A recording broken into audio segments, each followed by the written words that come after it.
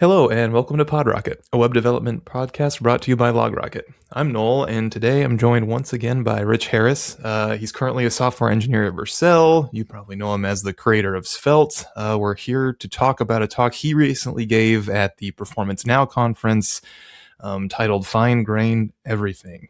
How's it going, Rich? It's going great. How are you?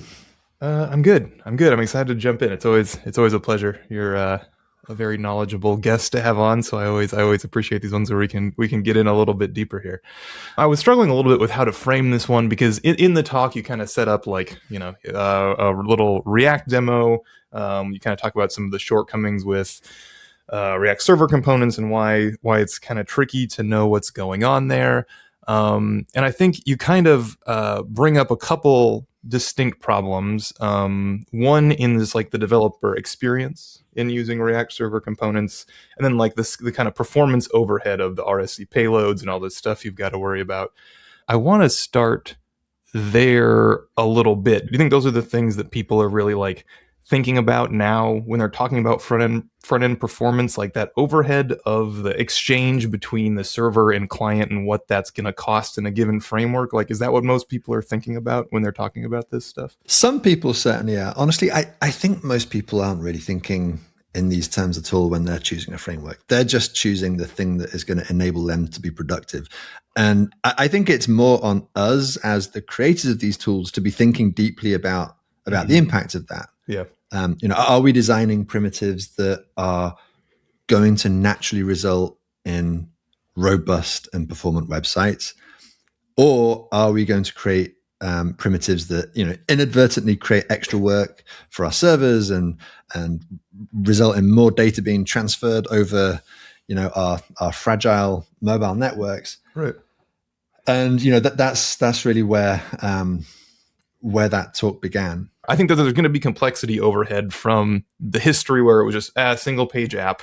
We're going to make API calls. The data is going to come down. We're going to kind of update everything as necessary. It at least feels to me like the dialogue is kind of one around like, how does one mitigate that complexity the most effectively?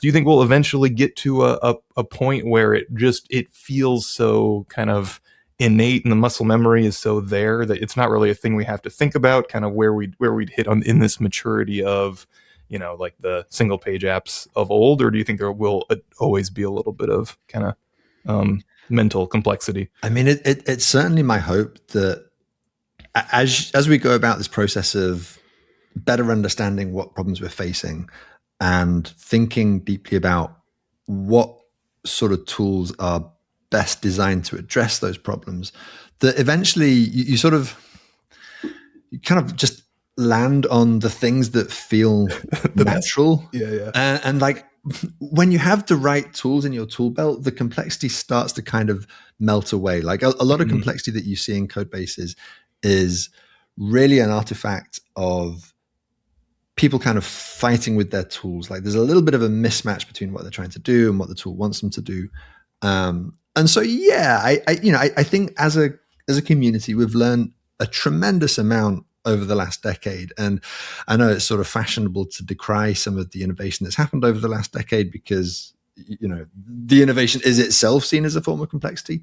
But really, when you look at what we're able to build with the tools that we have today versus what we were able to build 10 years ago, it truly is night and day. So I'm just naturally inclined towards optimism on these topics, and I think that we're making some huge advances. And on that note, like we jumped straight into talking about React server components and what we're doing that is not React server components. Right. But I have to take a moment to acknowledge that React server components is actually just a brilliant idea. This idea that or backing up slightly further from the React server component implementation specifically, what we're talking about here is web developers being able to author these self-contained components, which fit together like Lego blocks, that are capable of expressing their own dependencies, not just on other modules with import statements or styles or whatever it is. They can also express the dependencies that they have on specific pieces of data. And that's something that prior to RSCs didn't really exist in a sensible way. Like the best that you could do was, I'm a component and I'm going to go and fetch some data from an API inside an effect or something like that, which is a horrible user experience, like loading spinners all over the place. Yeah. And the React team, I think more so than anyone else, said, you know what, we think we have a way to solve this. And that is the jumping off point from which our research began. And I do think that we have a better solution to these problems than the React team do, obviously. Yeah. But you know, that's where it comes from. Like we're all making progress towards this end goal, which I think as a web developer is pretty exciting. RSC, a ton of work has been done on it. It feels very clever. I think it does what it's trying to do pretty effectively, with this caveat of like, there is a little bit of, just like mental overhead, I think, that one needs to have along the way. I think that the telltale sign there is when debugging things, when I have to go in and look at something, it adds a layer there that I always have to be kind of conscious of, that I didn't feel was as much a piece of the puzzle, I guess, in like SPAs of old. The mental model was a little bit clearer. But I think we can get into that a little bit deeper as we get into this kind of fine-grained reactivity and how it sidesteps that a little bit. Before we jump in there, I want to kind of talk a little bit more about RSCs, in that in the talk, you kind of give this demo. It's a simple like incrementing counter, and you kind of click the button and you show the size of the network request that the RSC payload sends back. And I wanted to just kind of hone in on that a little bit, because I think it is something that people like know it's there, but it seems magic to even most people using it. There's like references to like the subtrees that are stable, and there's like kind of all this optimization that React does to only send you what the front end's going to need to re-render. But you set it up as kind of that's not enough, and there's always going to be some overhead there. Can you expand on that a little bit? Like where is the actual pain in something a little bit more sophisticated than maybe like a counter app? Like why is there this kind of, additional overhead always going to be necessary? That's always going to be necessary for something like an RSC payload with an architecture like React Server Components. Yeah, what it boils down to is that the server doesn't know what the client knows. Like the client is this long-lived stateful thing, and then when you need some new data from the server, that is a one and done. Mm-hmm.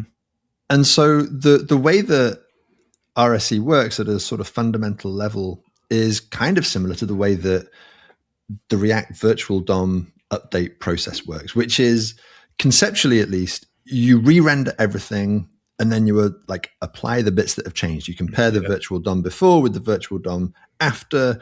You find the bits that have changed within that, which is usually not very much. Right. Yeah. And then you update the real DOM. RSC takes that whole concept and applies it to the communication between client and server.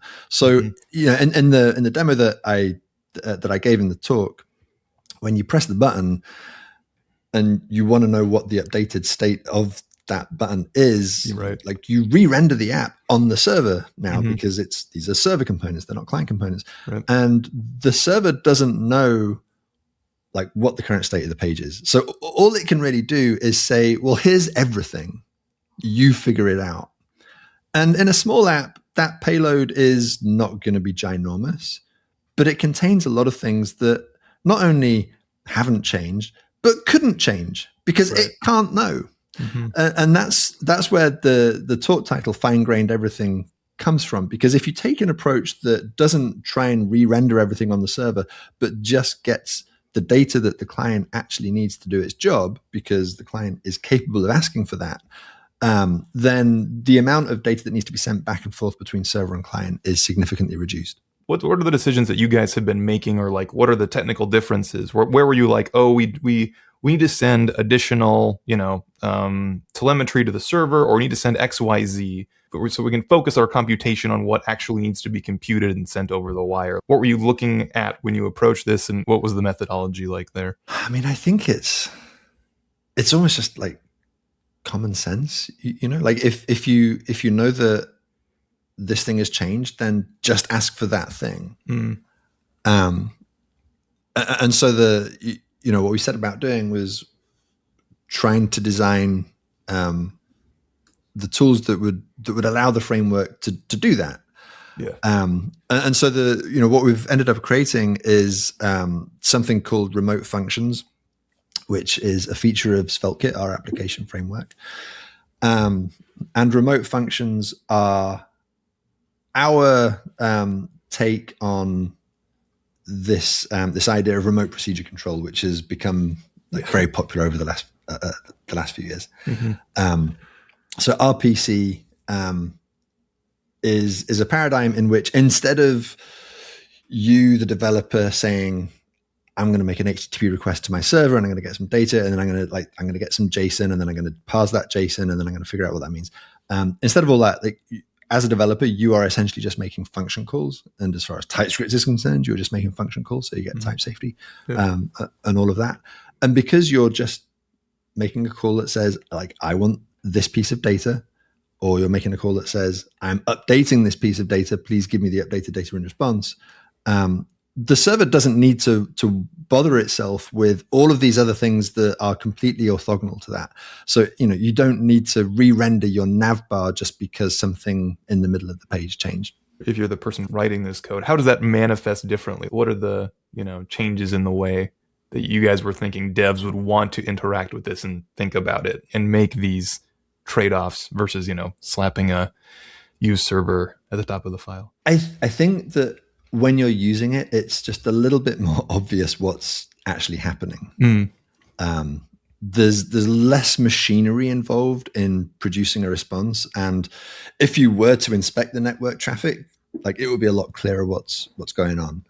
So I don't know. To me, it feels like you just have a lot more direct control. But I think the bigger impact on developer experience from the choices that we've made is that we don't have a distinction between server components and client components. That divide doesn't exist. In React, when you have React server components, they can use await, for example, but they cannot use hooks like useState or useEffect. Conversely, client components, they can use hooks, but they can't use the await keyword. And so there are all of these different rules about what you can do in which components, and when you start to combine them, if you have client components inside server components and vice versa, there are rules to how you can do that. And it's stuff that you can't avoid having to become aware of as you're developing that application.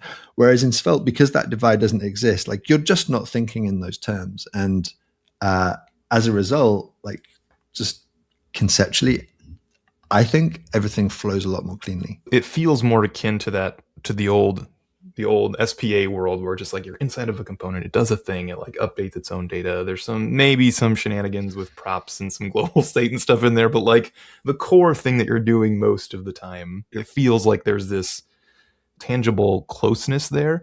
Was that kind of something you guys set out to achieve, or did that just kind of seem to, I think, be obvious, to use the word you used before, when you were approaching this, having the data needs and this kind of declarative nature right in the component? Did that come up naturally? It kind of did, insofar as when we're thinking about designing things, to the extent possible, we just want to use the language, So an obvious example is the way that state is managed in a Svelte component. You declare a piece of state, maybe it's the canonical example, let count equals $state parens 0.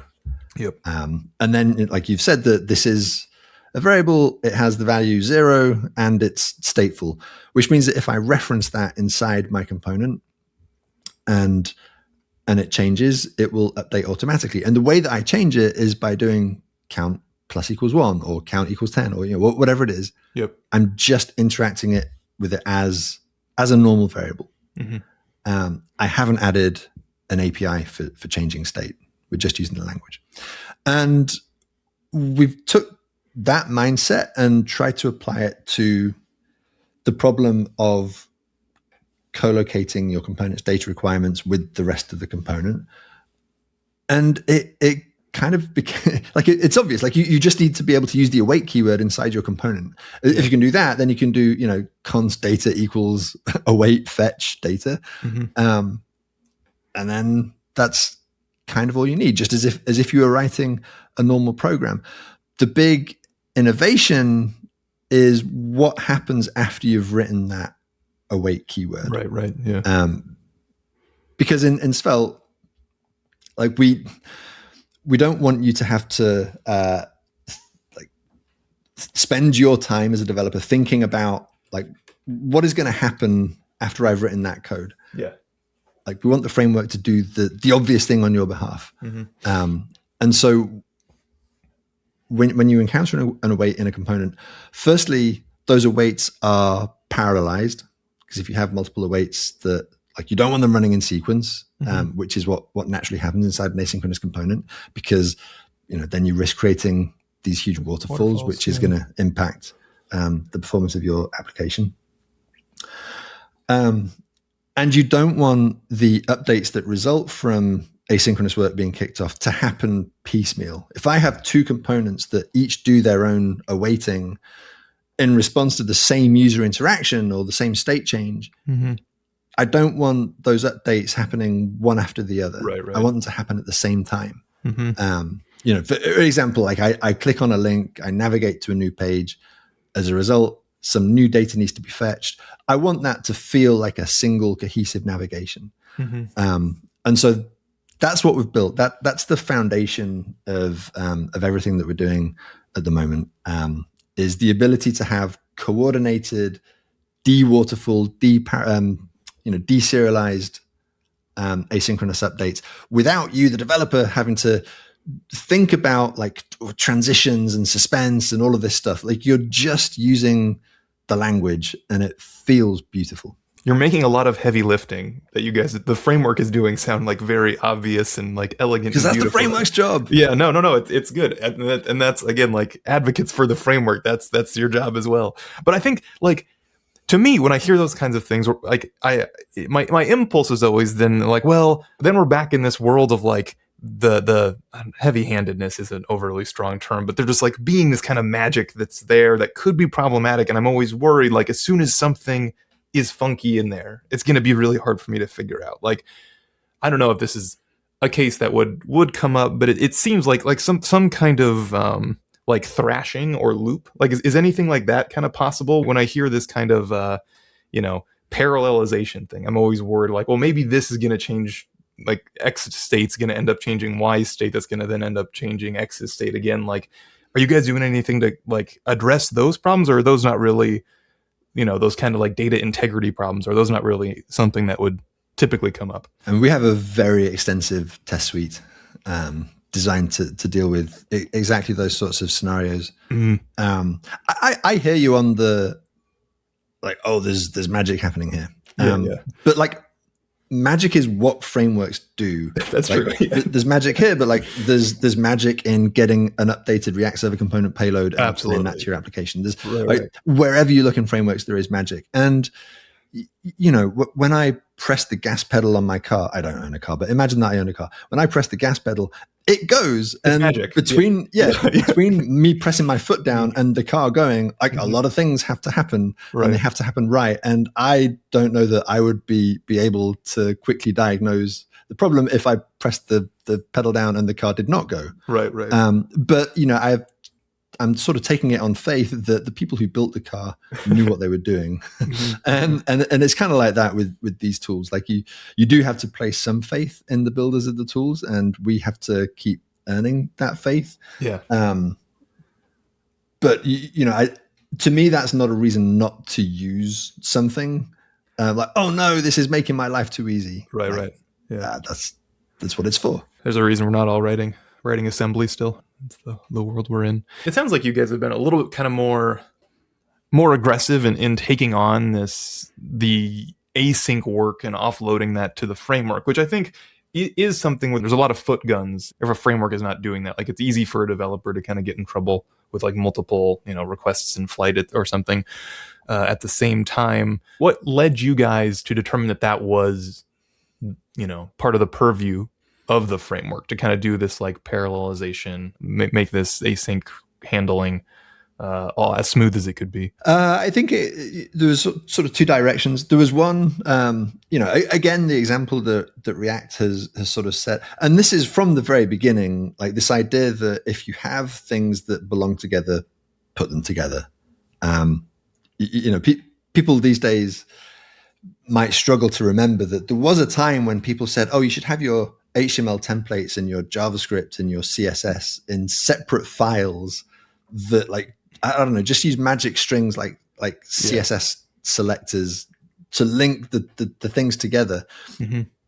That's crazy. Like, no one thinks like that anymore, because you want to have all of these things in the same place, because then if you move that component somewhere, everything that goes with it moves with it. Mm-hmm. And if you change something, then it becomes clear which other things need to change. And, you get type safety and all these things that you can't have when you have bits of things scattered all over the place. Yeah. So the logical extension of that is, okay, so we've got our styles together, we've got our markup together, we've got our behaviors together, we've got our imports together. Like, let's get our data in the same place as well. Mm-hmm. And that is just the way that web development has been evolving over the last 10 years, and React Server Components has been pushing further in that direction. And the other direction that we came in was the limitations of the existing approach. So prior to this idea of having your data dependencies inside your components, the way that data was dealt with in front-end frameworks was you would fetch your data outside the rendering process, because rendering is this sort of synchronous thing, and then you would push your data into the components as props. And typically, the way this manifested is your router is responsible for the data fetching. So if you navigate to a new page, then in Next you would have get server-side props or get static props, and in Remix you have this loader function, and in SvelteKit we had a load function, which you can make it run entirely on the server, or you can have one that runs sometimes on the server, sometimes on the client, depending on where the navigation or rendering is happening. Mm-hmm. But the upshot is that is responsible for anything asynchronous, and the framework that sits around Svelte or React is responsible for doing that work and then taking the result and passing it to the component framework. Yeah, that actually works reasonably well, but it has some massive downsides. Mm-hmm. And after having worked on SvelteKit for a few years, and having built lots of apps and having seen lots of other people's apps, we kept seeing people run into the same headaches over and over again. Like, you don't get good type safety when you're doing things that way, because the difference between accepting a prop and doing const data equals await get data, like, in one case you have to specify what kind of thing you're expecting, in the other, like, you just get it through inference. And the inference is going to be more accurate. The co-location problem is huge. Like, if I have some data that I'm fetching, like, at the time that I navigate through my routing logic, and then that data is used by a component all the way in the corner of the page somewhere, like, it needs to get passed through all of the layers of components until it finds, like, where it belongs. And then if I end up not needing that component, like, my requirements change and I delete that component, I have to remember to delete the fetch inside my load function. Right. And we see this particularly with apps that are CMS driven. Like, if you have a page and some component is going to need some data, but maybe it's visible, maybe it's not, because I don't know what feature flags you have and this and that.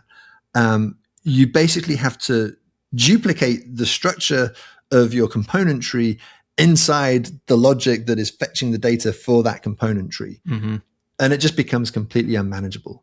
And so these twin pressures, these, like, React is showing everyone there's a better way, and us, like, having this hands-on experience of the problems that are caused by having your data management outside the rendering process, sort of forced us to think deeply about what a Svelte-ish solution to this problem would look like. I liked your point there, and in the talk about this kind of, like, what does type safety really mean, in the front end world, and how does this kind of co-location story playing into that, making it simpler? There's going to always be some network stuff in the middle there, but, like, between what a component can end up handling and what's all the possibilities that a server could send in response to a request. What is ideal type safety for you kind of in this client server framework world? I mean, as an application author, I want to not have to think about types to the extent possible. Like I want everything to just be inferred, and I want the framework to provide me types in all the places that it matters. The one place that like you really do have to think about this stuff is when you are sending data from the client to the server, because when you use a remote function or any RPC implementation, what you're essentially doing is exposing a public endpoint to the world, and it's an endpoint whose address is an implementation detail. In the case of a SvelteKit app, it's like /_app/remote/ and then like some sort of incomprehensible hash. And you're posting data or you're getting data from these endpoints.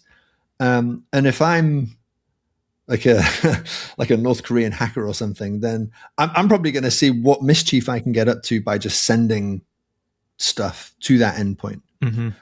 And so we need to be very sure that what you think you're getting inside the function that runs on the server is what you're actually getting. And so we have a validation first approach to type safety. When you declare a remote function, the first argument that you pass is a standard schema validator. And then the second argument is the function that receives that data. Mm. And what that allows us to do is say, before we run any of your code, we can say, you're expecting a string here, but it's actually a number. And one of two things is possible. Number one, the application developer messed up. Right. Mm-hmm. You're calling this function with the wrong arguments. Or number two, we're getting bad data.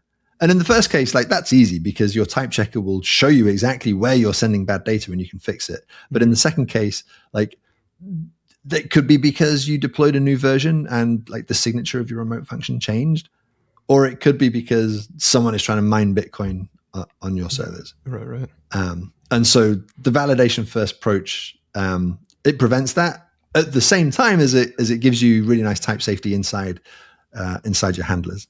You talk a significant amount in the talk too about server-side computation and cost there. Speaking of Bitcoin, someone mining Bitcoin on your servers.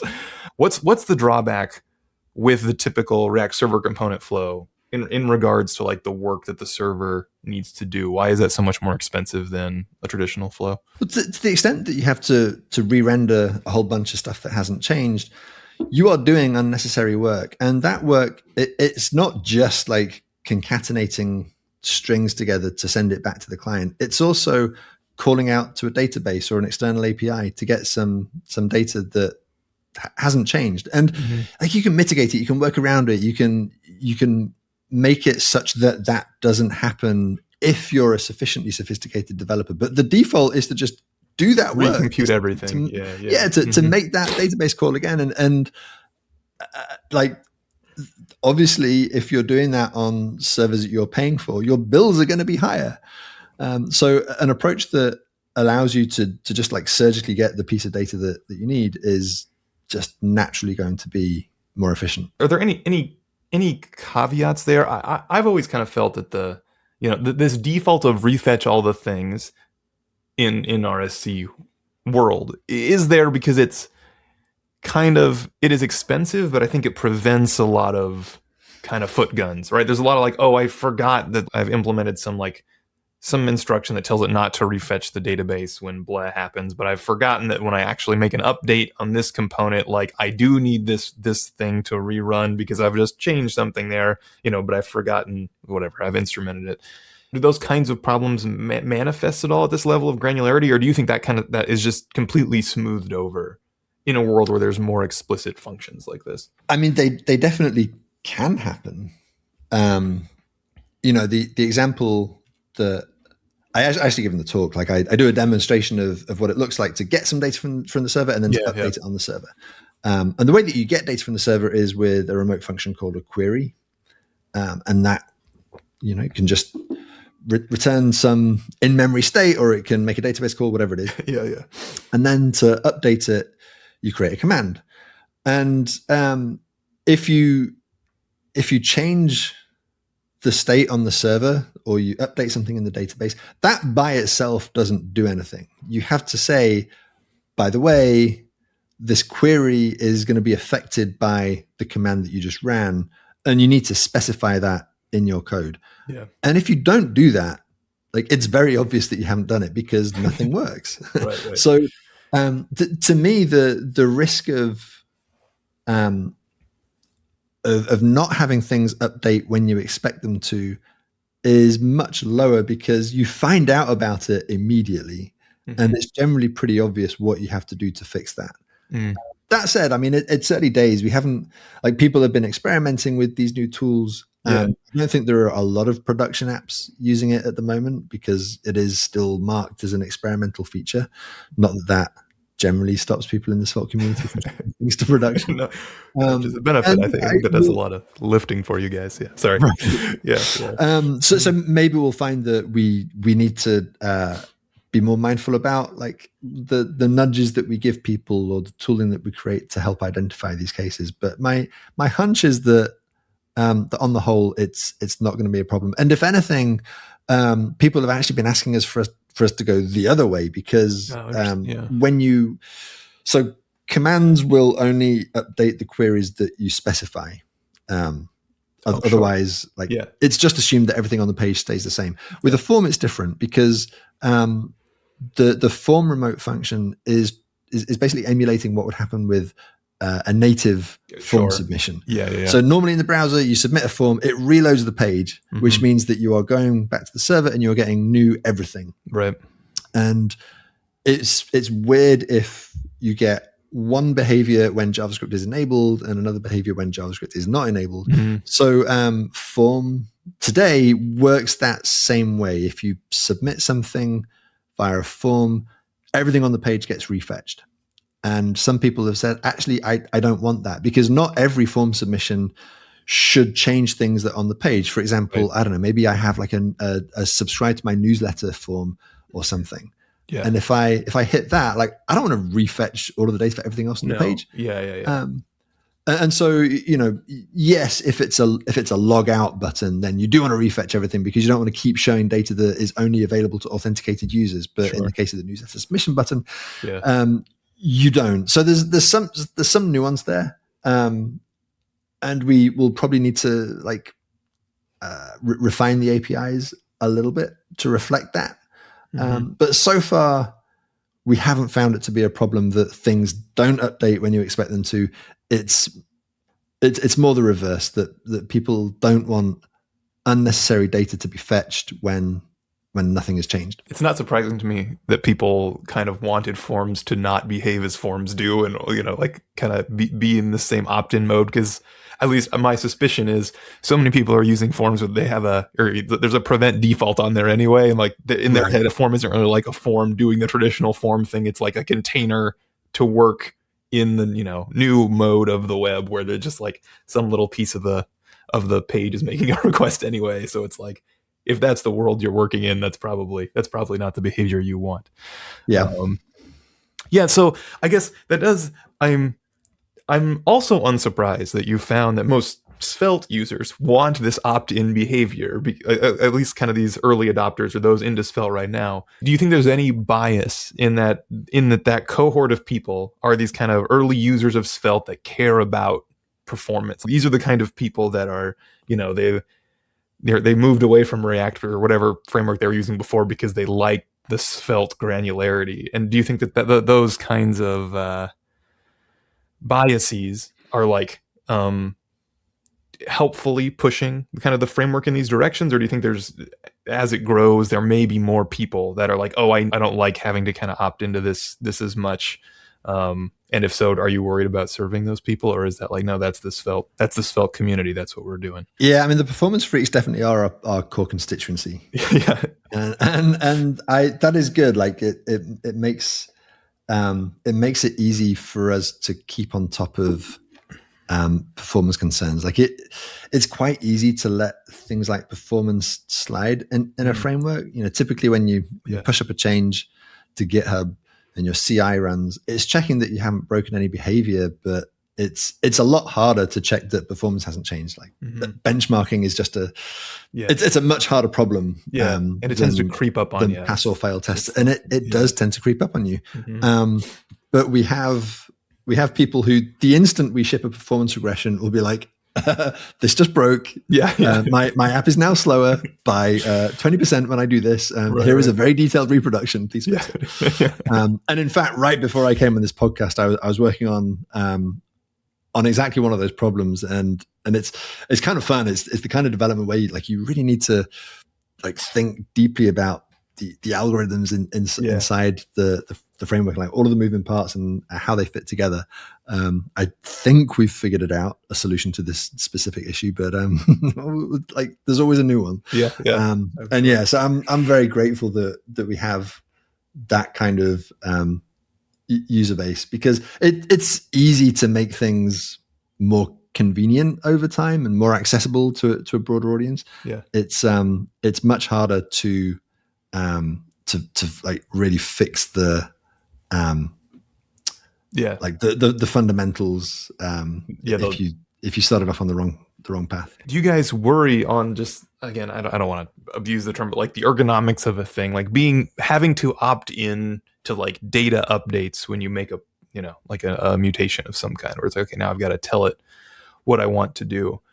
Like new devs coming in, people, like as you say, it's obvious, right? Like if you're a dev and you're like, it's obvious I forgot to update this table here. When I click the add row button, it's not adding a row to my table that I'm looking at on the front end. And I agree. I think for someone who spent a bunch of time here, it probably would be, but for someone new, I think there's a beauty in like, we'll always just refetch all of the data. So like, I don't have to think about what parts of my model are there and like, or parts of my model are out of sync. And I think if you know what you're looking for, it's easy. But if you're a new dev and like, it's scary. Like, do you guys think about that at all? How do we make this easy for people that aren't in this world? We lean on the compiler for things like that. A classic example would be, in a React component, you do const whatever equals whatever. And that const, despite being a const, will update the next time the component renders, because it's doing the whole thing again. And in Svelte, you have a script tag at the top of your component. And if you have a const, then that will run when the component is first created, and thereafter it will not run. And so some people like are confused by that. Like my prop changed. Why does this const, which references the prop, not change? Not change, yeah. The compiler is able to see those cases. Like it can see that you're referencing a prop here, and it's not inside an effect. Like it's not inside a function that can be called after the component is first created. Yeah. Like you're just using it when the component is first initialized, and that's not going to update. And so it will like put a yellow squiggly under the reference to the thing that is likely to change and say, hey, you probably need to wrap this in a derived, because the derived will update when the prop changes. And generally I think that kind of nudging is enough to get people into the right headspace where they understand what's happening a little bit more. And hopefully, like after you've seen that a couple of times, then like you get it, like it clicks.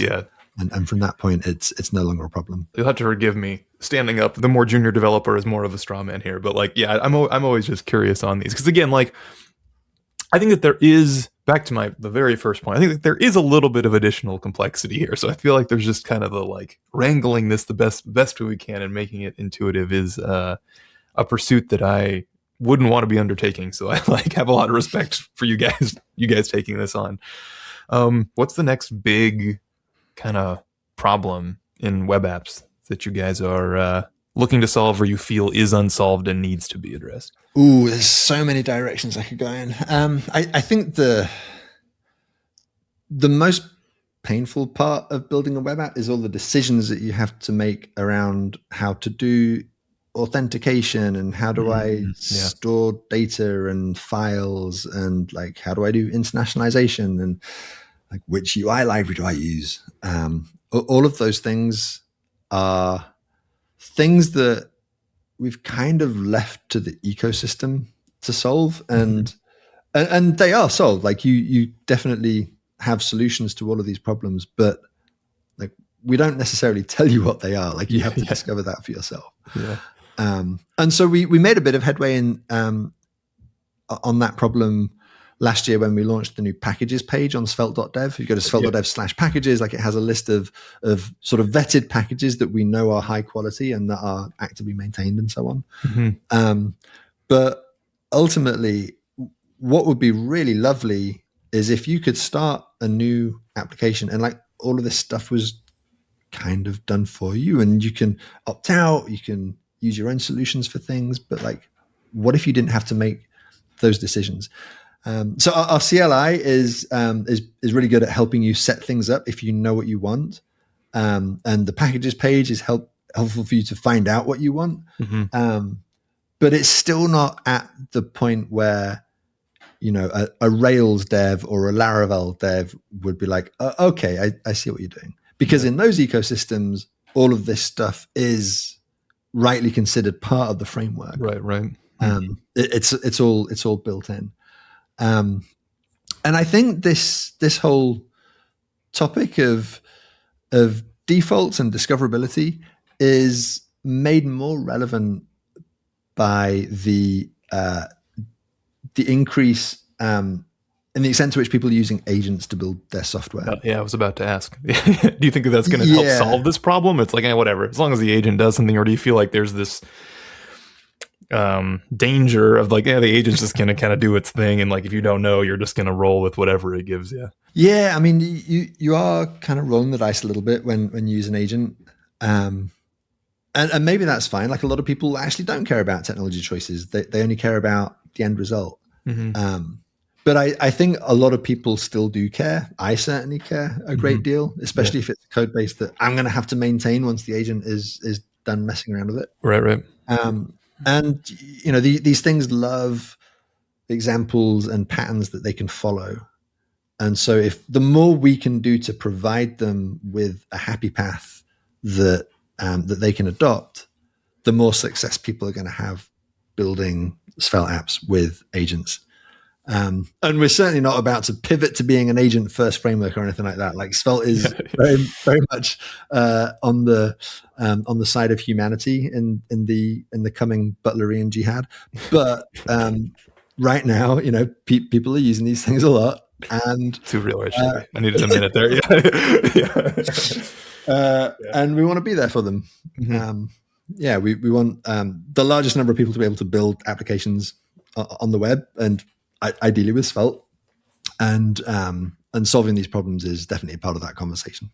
I think you're right, and it's an interesting point too, because my intuition is that like people that care about the defaults they're using and stuff, maybe they're prompting, maybe they're not, but either way, I feel they're going to be explicit about it. And it's more of just like a inconvenience if the thing doesn't do what you want out of the box, and it's like, oh, damn it, like, no, I got to go swap something out. But I think you're right. People that don't know, like making sure that people that don't know kind of get on the right path, or have at least good enough stuff that they can kind of learn in, and they're not, you know, they haven't painted themselves into some corner. It's probably an increasingly challenging problem with not you. Like before, you'd probably be pretty safe in assuming most people would reach for like the CLI, but now it's kind of maybe they do. Maybe they just go in and prompt and see what their agent spits out. Yeah, I mean, right now everyone's workflow is so different because we're in this very chaotic period of like people are using everything from like Copilot, autocomplete, still all the way up to Gastown, and like, there's no sort of standard layer that we can build on right now, right? Which definitely makes things interesting. Do you think that this kind of these new patterns, this kind of fine-grained data tuning, do you think that's going to end up being the path forward and kind of the default way that most apps in general, maybe just specifically Svelte apps, are built in the future? I can't see how it could not end up that way. I mean, it's so obviously better if you can have your data alongside your component, or if you can have your component express the data dependency rather. And you know, now that we're all developing these ways to do that in a coordinated and parallel fashion, like there's really no reason not to. You know, that there are still going to be some holdouts. Like there always are people who think that our existing approaches are perfectly fine, but like they're not. And over time, we're going to see that like this will definitely be the new normal. And I'm really encouraged to see the sort of conversations that are happening in the space around this at the moment. Solid, for example, they are going to be bringing out Solid 2.0 fairly soon. Yeah. And one of the problems that they've spent a lot of time thinking about is async. And after they saw the work that we had done on this, I guess you could call it an async-first approach, where you don't need to specify, this set of updates need to happen together. Like it just happens automatically. Like that is the default. They're pursuing a similar idea. And so it really feels like we are in an exploratory phase, but we're making like very tangible progress. And the end state of that is going to be primitives that are much easier to use, whether you're a human or you're an agent. You need to understand less and you can be more productive. And the problems that we had before of like this code references something happening over here, and like meanwhile this data is being fetched in the background, and somehow that has to result in a coherent user experience.